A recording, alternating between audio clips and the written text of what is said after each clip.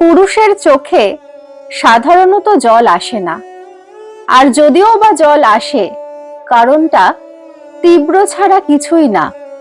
হ্যাঁ, পুরুষ কাঁদে, তবে তা পরিবারের প্রয়োজন মেটাতে না পারলে। পুরুষ কাঁদে বাবা মার দায়িত্বটা নিজের কাঁধে নিতে না পারলে।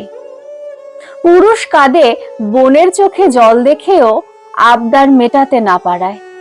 পুরুষ কাঁদে অভাবের সংসার সামলাতে গিয়ে স্ত্রী তার না খাওয়া লুকিয়ে তার পাতে ভাত তুলে দেওয়ায়।